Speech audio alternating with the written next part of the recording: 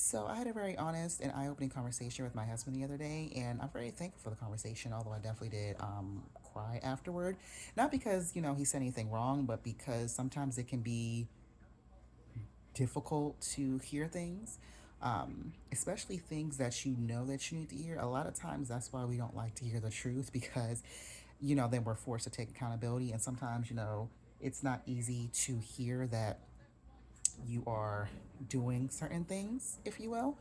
But last year, actually, I think I made a video about this. I said that one thing I was going to stop doing was worrying about what other people thought about me and that I was going to be true to myself.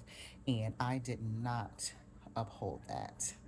I did not. I lied to myself. And I have lied to myself on multiple occasions because I wanted to make myself feel better. Don't do that. It's not good.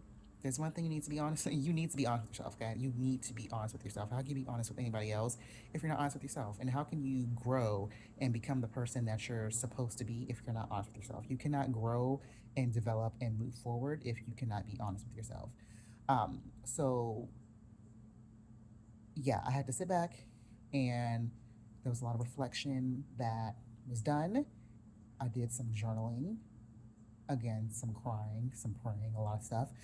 But yes, I really need to start being honest with myself and also being true to who I am because I was still finding myself so focused on how other people were going to perceive me that I was not being me. I wasn't actually showing my true personality.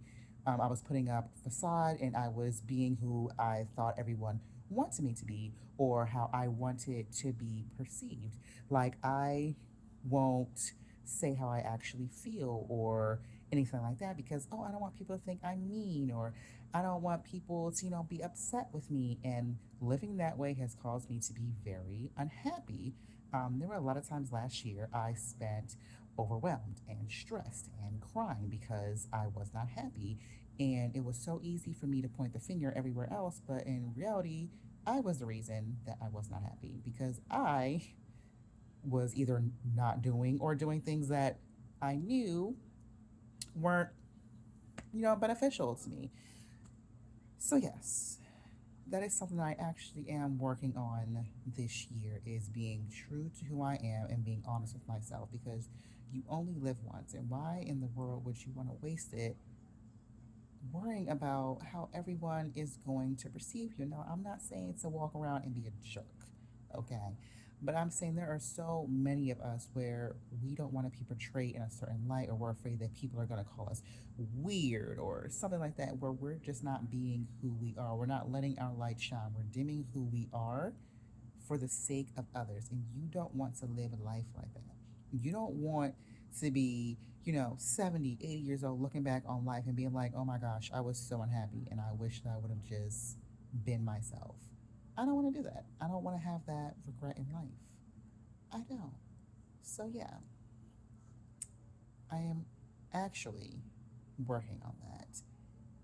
And it's not always easy, especially because I want to say a recovering people pleaser, but sometimes I do still have people pleasing tendencies, which can be very difficult to get rid of.